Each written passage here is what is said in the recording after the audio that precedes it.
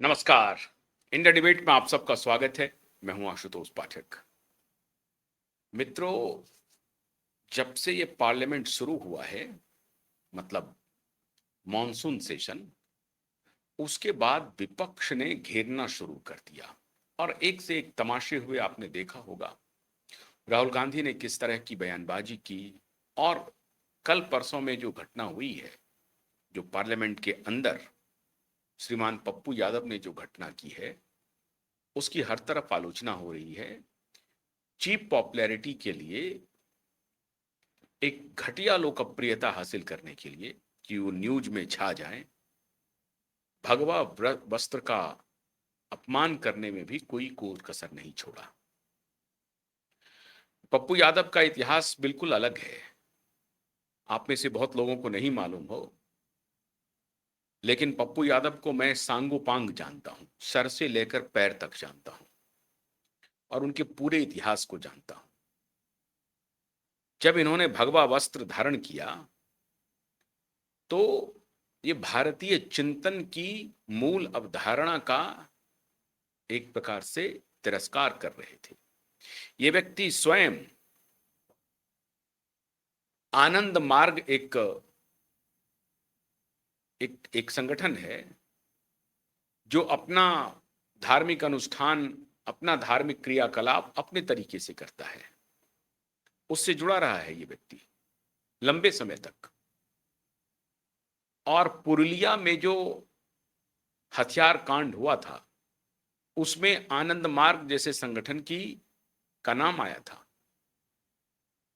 और उस संगठन से जुड़ने के बाद किस तरह से सनातन का ये अपमान कर रहे हैं। इनको अगर थोड़ी भी शर्म होती तो ये कैशियर का वेश पहन करके या सामान्य कपड़े में वहां पर बैठ जाते, लेकिन इन्होंने जानबूझ करके ये ड्रेस धारण किया है ताकि इनके कॉन्स्टिट्यूंसी में जो एक विशेष संप्रदाय के लोग हैं वो इनको हीरो मानने लगे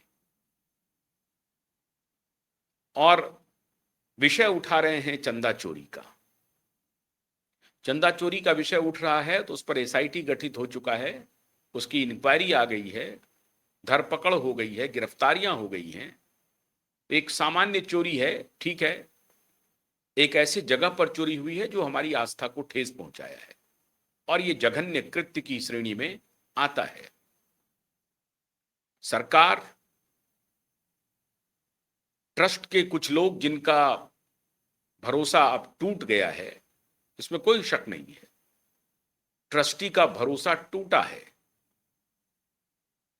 आप एक संगठन, एक ट्रस्ट विशेष पर आरोप लगाइए, लेकिन इस तरह का ये जो आपने वस्त्र का धारण किया, ये पूरी सनातन का विरोध हो जाएगा। आप ये कहें कि मैं ये वस्त्र धारण कर रहा हूं, इससे कोई सनातनी ऑफेंडेड फील ना करें, इसका गलत मैसेज ना जाए। मैं जिनको टारगेट कर रहा हूं वो हमारे निशाने पर हैं और वो भारत नहीं है। ठीक है, आपकी बात से मैं सहमत हो जाता हूं, लेकिन ट्रस्ट ने अगर विश्वास खोया है तो ट्रस्ट को रीस्ट्रक्चर करने के लिए, और अगर कहीं चोरी हुई है तो चोर को पकड़ के कानून सम्मत सजा देने के लिए काम हो रहा है। उसमें कहीं कोई 1% की कोताही नहीं है। लेकिन एक संगठन विशेष को बदनाम करने के लिए, बल्कि एक संप्रदाय विशेष को बदनाम करने के लिए पप्पू यादव ने जो ये कृत्य किया है वो बेहद दुखद है, अशोभनीय है। ये वही पप्पू यादव हैं जो माले के एमएलए सरकार के हत्या के आरोपी थे, उसमें बाद में बरी होकर के निकले, लेकिन आरोप था इनके ऊपर। भले ही इनको अदालत से छूट मिल गई हो, लेकिन बच्चा बच्चा जानता है कि उस विधायक की किसने हत्या की थी। अभिजीत सरकार नाम था। और ये वेश पहन करके हमारे बड़े अच्छे मित्र हैं। मैं ये भी बताऊं आपको, हमसे बड़ा अच्छा संबंध है इनका, क्योंकि हमारे इलाके से आते हैं, मैथिल भाषी हैं। वो भी मुझे इज्जत करते हैं और अपने इलाके की वजह से मैं भी उनको सम्मान करता हूं। लेकिन इस तरह के व्यक्ति को अब शायद सम्मान देने में दिक्कत हो सकती है। अगर इस तरह का ये कृत्य कर रहे हैं तो ये बेहद दुखद है। और उनको, पप्पू यादव को, ये सार्वजनिक रूप से ये कहना चाहिए कि हमने जो भगवा वस्त्र धारण किया है उसका ट्रस्ट से कोई लेना देना नहीं है, उसका हिंदू सनातन से कोई लेना देना नहीं है। हमको ट्रस्ट के ऊपर उंगली उठानी थी, हमने उनके ऊपर उंगली उठाया है, और जो इसके आरोपी हैं वहीं तक इसको सीमित रखा जाए। लेकिन ऐसा उन्होंने नहीं कहा। इन्होंने एक पंथ दो काज जो होती है ना, एक तीर से दो निशाने इन्होंने साधे। सनातन का विरोध भी कर दिया और उनका भी विरोध कर दिया जिनके विरोध के लिए इन्होंने चोला पहना है। उनके विरोध के लिए अगर इन्होंने चोला पहना है, हमें कोई आपत्ति नहीं है। ट्रस्ट विशेष का विरोध कर रहे हैं, उसकी जो गड़बड़ियां हुई हैं उसका विरोध कर रहे हैं, किसी को भी कोई आपत्ति नहीं है, यह आपको हक है करने का। लेकिन क्या आवश्यकता थी कि भगवा वस्त्र धारण करके बॉलीवुड ने जो अब तक कृत्य किया है आप उसी को आगे बढ़ा रहे हैं? मतलब इस वस्त्र को आप ये कह रहे हैं कि जो कोई भी ये वस्त्र पहना हुआ है वो चोर है। तो पप्पू जी, आपने एक अपराध किया है और ये बेहद दुखद है। और मैं जानता हूं आपका मन भी ये कहता होगा कि हम गलत कर रहे हैं, हमें ये काम नहीं करना चाहिए। लेकिन पॉलिटिक्स है, प्रियंका गांधी को और राहुल गांधी को लुभाने के लिए आप किसी हद तक जा सकते हैं।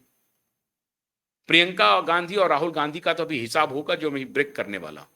खबर, राहुल गांधी जी कह रहे थे कि अमित शाह कहां हैं, गायब हैं अमित शाह, और उनको खुश करने के लिए ये इस तरह का कृत्य कर रहे हैं। देखिए, राहुल गांधी चढ़ावा चढ़ा रहे हैं। कोई बात नहीं है, आप चढ़ाइए, आपको पूरा हक है इस तरह की मिमिक्री करने का। इसके पहले फोटो खींच रहे थे आप, कोई व्यक्ति जगदीप धनखड़ का नाटक कर रहे थे, कल्याण बनर्जी मिमिक्री कर रहे थे, और ये उनका वीडियो बना रहे थे। यही अब इनका काम रह गया है लीडर ऑफ अपोजिशन का। लीडर ऑफ अपोजिशन बार बार ये साबित करना चाहते हैं देश के युवाओं को, वो युवा हैं, युवा मन है उनका, हो गए हैं 57-58 साल के वो, लेकिन अभी भी वो कह रहे हैं कि वो युवा हैं, उनकी सोच युवा है।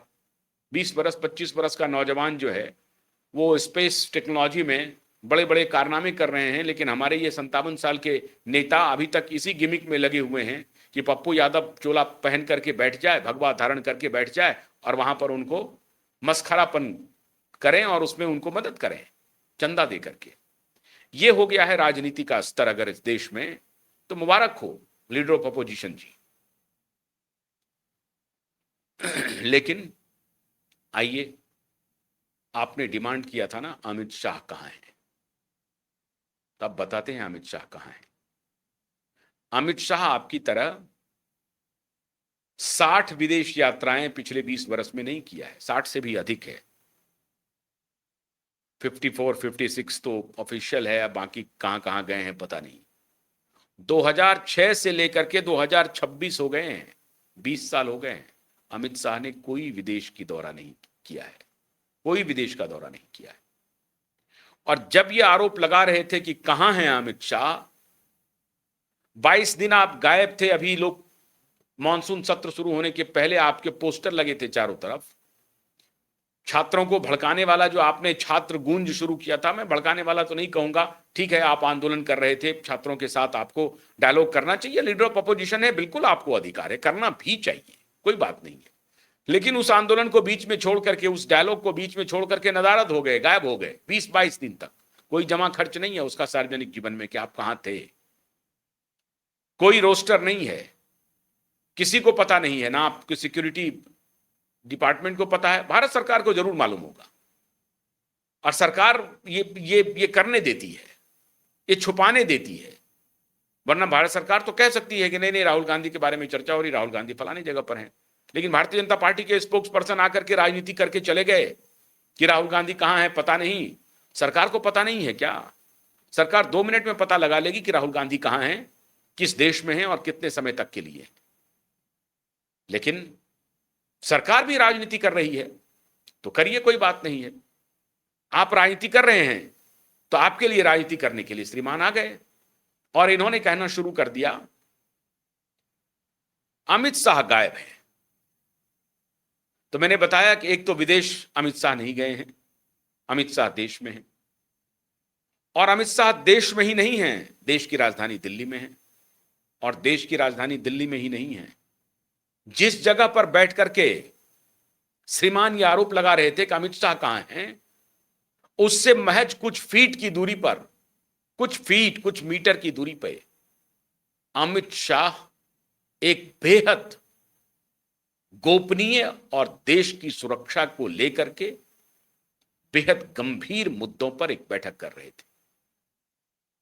कल जब संसद भवन में एंट्री हुई national security adviser Ajit Doval की, तो सारे मीडिया पर्सन और जो कैमरामैन थे उनका कैमरा उनको फॉलो करने लगा कि एनएसए डोवल की यहां पर एंट्री क्यों हुई है, क्यों आए हैं संसद। तो पता चला कि एनएसए डोवल तो बाद में आए हैं, इसके पहले भी बहुत सारे लोग मिलके चले गए, इंटेलिजेंस के प्रमुख मिलके चले गए, और भी कई डिपार्टमेंट के लोग थे सिक्योरिटी से जुड़े हुए, वो मिलकर के चले गए। टास्क फोर्स के कई सारे लोग, बड़े बड़े ऑफिशियल मिलके चले गए।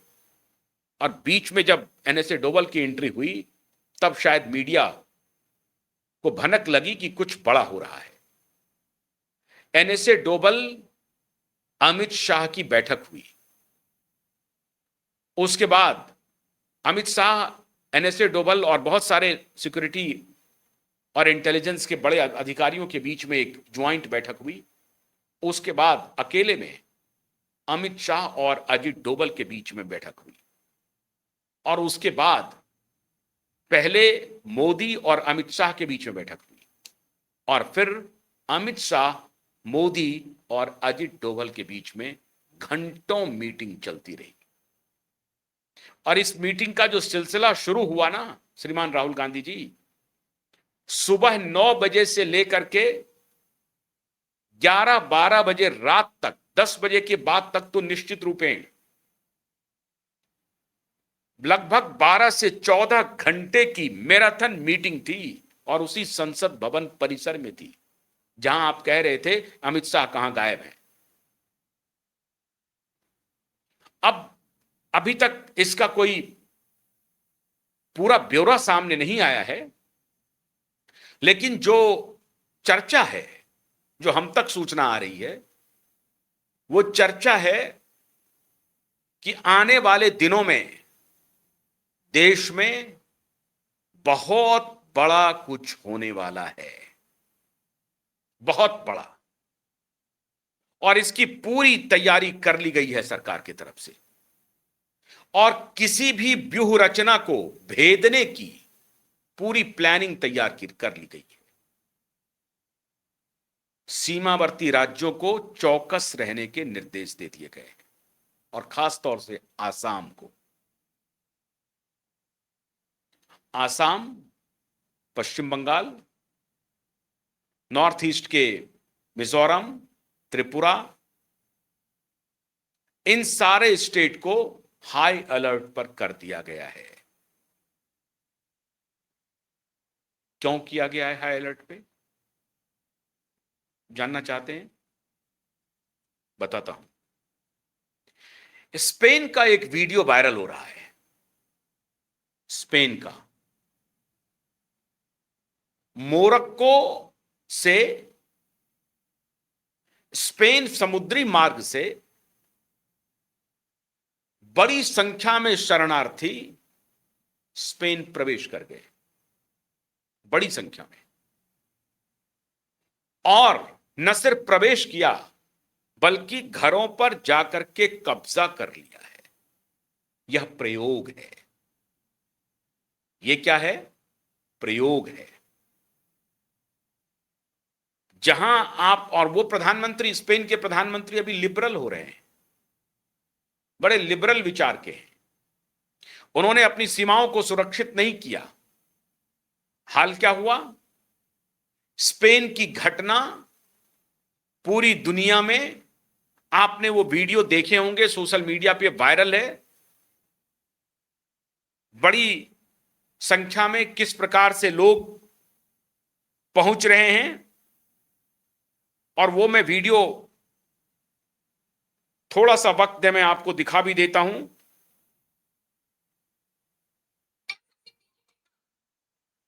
आपको मैं थोड़ा सा वक्त दीजिए, मैं वो वीडियो भी दिखाता हूं।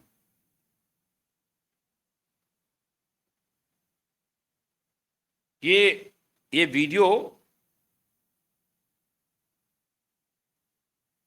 पूरी तरह से कैसे वहां मोरक्को से एक पूरी की पूरी आबादी और एक विशेष संप्रदाय की आबादी है, उसमें बताने की जरूरत नहीं है।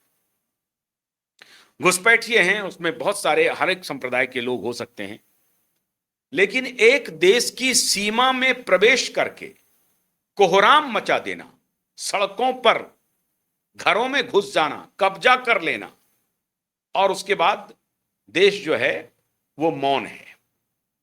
स्पेन मौन है, स्पेन के जो सरकार है वो मौन है। अब ये सारी घटनाएं चल रही हैं हमारे देश को पूरी तरह से। ये देखिए वीडियो, ये देख रहे हैं वीडियो,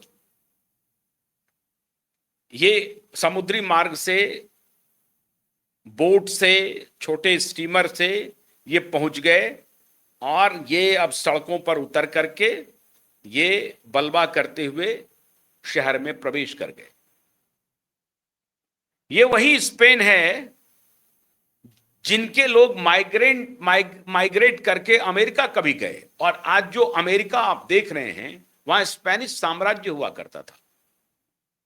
धीरे धीरे धीरे धीरे धीरे स्पेनिश साम्राज्य खत्म हुआ और सोने की जो पहला कारोबार शुरू हुआ पूरी दुनिया में, मतलब मॉडर्न जमाने में, उसमें स्पेन के उस शासन की बड़ी भूमिका थी। आज स्पेन की स्थिति यह है। इतिहास से जिन्होंने सबक नहीं लिया, उदार मना बने रहे, तो यही नौबत होगी। जंतर मंतर पर जो आंदोलन हुआ वो आंदोलन नहीं था, ये प्रयोग लगातार चल रहे हैं। किसान आंदोलन में प्रयोग किया गया, किसानों का जो आंदोलन था उससे कोई किसी को विरोध नहीं है, लेकिन किसान आंदोलन में घुस करके जो लोग आए थे उससे विरोध है। सरकार चौकन्नी है।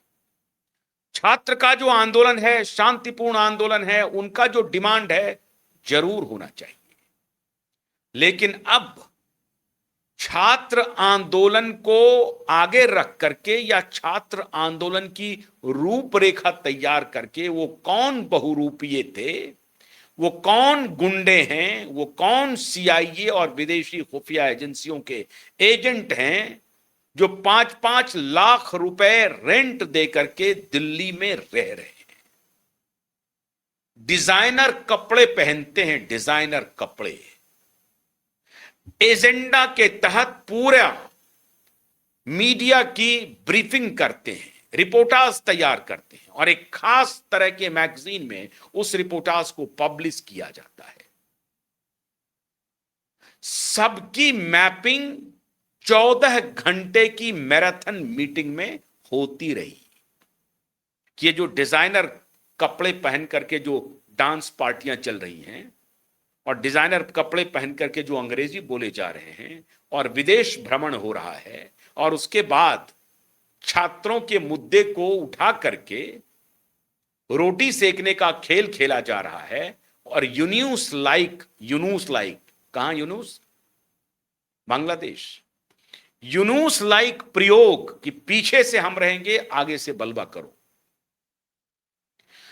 तो वो जो अमेरिका में बसा हुआ है अभी आया, वापस बिजनेस क्लास से लौट गया बिजनेस क्लास से, यहां बलवा करवाया, गाली दिलवाया, प्रधानमंत्री को बीभत्स गालियां दी गई, और उसके बाद पूरा षड्यंत्र रचा गया नीट के नाम पर, और सब करके रवाना हो गए।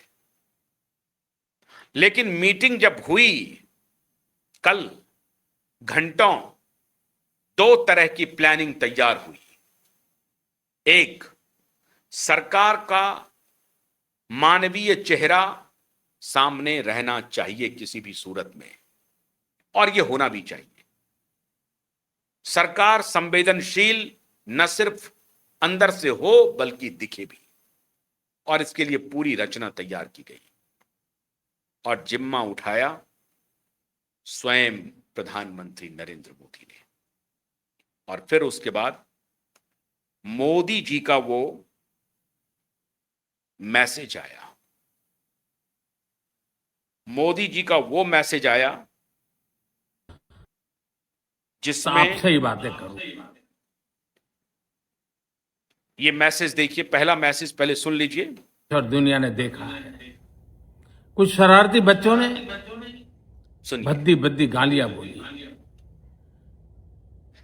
किसी भी सभ्य समाज को शोभा न दे ऐसे शब्दों का प्रयोग किया गया। मुझे तो गालियां दी गई, मेरी स्वर्गीय माता को भी गालियां दी गई। न जाने कितना भद्दा स्वरूप था, लेकिन मैं आज बात करना चाहता हूं कि बचपन में गलतियां होती हैं और बचपन में गलतियों से सुधरने का अवसर भी होता है, और यही तो बचपना है। और इसलिए मैं समाज के अंदर जो आक्रोश है उसको भली भांति समझ सकता हूं। एक कल्चरल शॉक है कि हमारी बेटियां इस प्रकार की भाषा कैसे बोल सकती हैं, लेकिन समय है इन बच्चों को गले लगा करके राह दिखाने का। एक गुमराह बच्चे हैं, उनको राह दिखाना हमारा काम है। उनको सजा देना, अदालतों के चक्कर कटवाना, समाज में उनको प्रताड़ित करना, इससे हम परिस्थितियां नहीं बदल पाएंगे। मैं उन्हें माफ करना चाहता हूं। समाज भी मेरी इस बात को स्वीकार करे, क्योंकि मेरे मन में एक ही भाव है। कभी कभी दांतों तले हमारी जीभ आ जाती है, खून निकल आता है, लेकिन हम दांत तोड़ते नहीं है, क्योंकि दांत भी हमारे हैं, जीभ भी हमारी है, बच्चे भी हमारे हैं। उन्हें राह दिखाना हमारा काम है। गुमराह को राह दिखाना कठिन होता है, लेकिन कठिन काम हमको करना है। और इसलिए आओ, मैं इन बच्चों को कहता हूं, बच्चों आओ, हम देश के लिए साथ मिलकर के आगे बढ़े, कुछ नया सीखें, गलतियों से भी सीखें, अपने सपनों को लेकर के चल पड़े। देश बहुत आगे बढ़ रहा है, आगे बढ़ने वाला है, और आपका भी आगे बढ़ना निश्चित हो, यही मेरा सपना है। मैं आपके लिए जीता हूं, आपके उज्जवल भविष्य के लिए खपता हूं। आओ हम मिलकर के देश को आगे बढ़ाएं। बहुत बहुत धन्यवाद दोस्तों। बस आओ, गलतियों से सीखो, आगे बढ़ो। तो नौजवान बच्चों को, छात्रों को जिन्होंने गलतियां की, जो गुमराह हैं, मोदी ने कहा कि गुमराह को लाना थोड़ा कठिन काम है, लेकिन कठिन काम हाथ में लेना चाहिए, वो हमारे अपने हैं। ये एक विशेष, और ध्यान रखिए, एक तरफ मोदी मानवीय आधार पर सभी बच्चों को माफ करेंगे, माफी देंगे, गुमराह बच्चों को रास्ते पर लाने का आह्वान करेंगे, और उसी सोशल मीडिया प्लेटफॉर्म पे, जिस प्लेटफॉर्म को उन्होंने अखाड़ा बनाया, उस अखाड़े में उतरकर मोदी ने बाजी पलट दी। जिस अखाड़े को उन्होंने तैयार किया कि देखो हम इस अखाड़े से तुम्हें मात देंगे, उसी अखाड़े में उतरकर मोदी ने अपने विनम्र और मानवीय गुणों से ओतप्रोत कम्युनिकेशन ला करके उनकी सारी बाजी पलट दी है मित्रों। और दूसरी तरफ एक कठोर प्लानिंग तैयार हो गई है, खाका खींच दिया गया है। खाका है, माफी तुम भी मांगना शुरू कर दो। माफी मांगने वालों की कतार लंबी हो गई है। कान पकड़ के माफी मांग रहे हैं, कह रहे हैं कि मेरे मुंह से किसी ने पैसे दिए, उस पैसे के बल पर मैं वहां गई या गया, और मोदी को, प्रधानमंत्री मोदी को मैंने गाली गलौज किया, मैं शर्मिंदा हूं, मेरा पूरा परिवार शर्मिंदा है, मैं माफी चाहता हूं। माफी हो रहा है। और तीसरी तरफ कहां से पैसे आए, किसने पैसे दिए, कितना पैसा आया, कहां कहां गया, श्रीमान जुनैद जी कल तक तो प्रवचन दे रहे थे कि यूपी पुलिस मुझे उठा के ले गई। अब जुनैद जी ये जवाब नहीं दे पा रहे हैं। उनके अपने संप्रदाय के लोग पूछ रहे हैं कि भाई तुमको कहां से कौन खाना भेज रहा था, ये खाली बता दो, और अगर तुमको नहीं जानकारी है तो ये बता दो।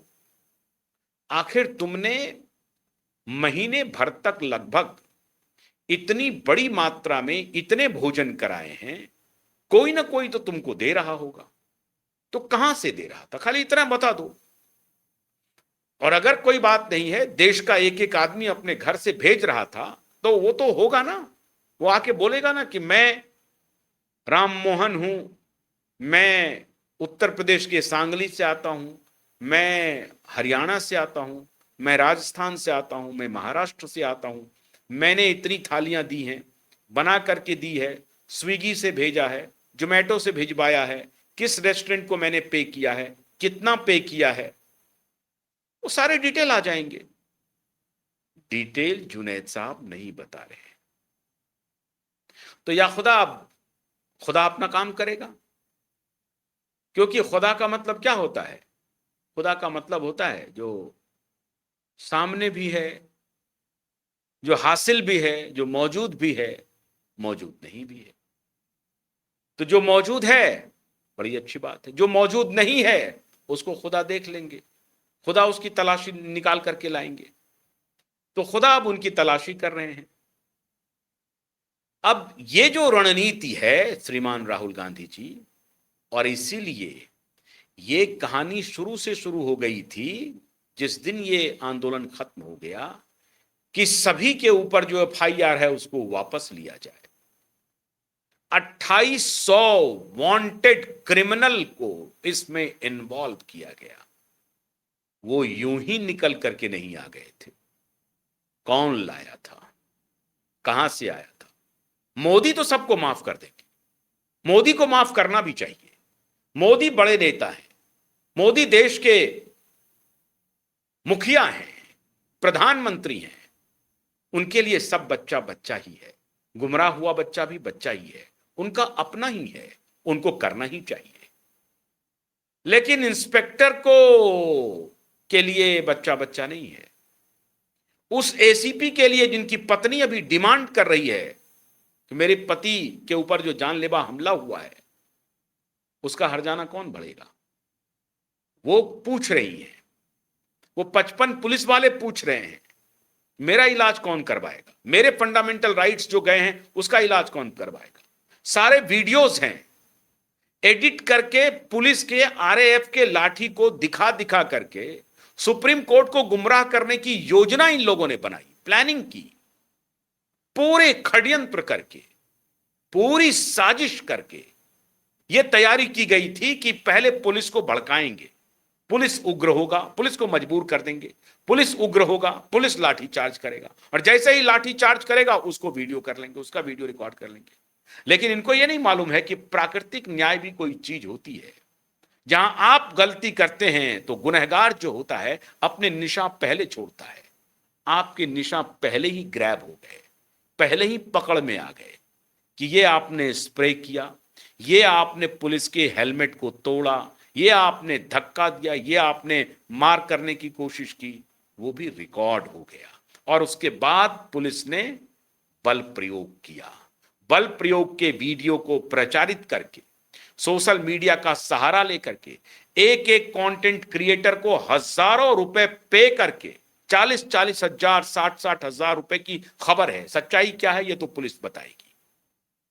इतने रुपए पे किए गए कि आप वीडियो बनाओ, पुलिस की बर्बरता का वीडियो फैलाओ, रोते हुए, ये बिलखते हुए, ये सब का वीडियो बना करके भेजो, इसके लिए हम आपको देंगे।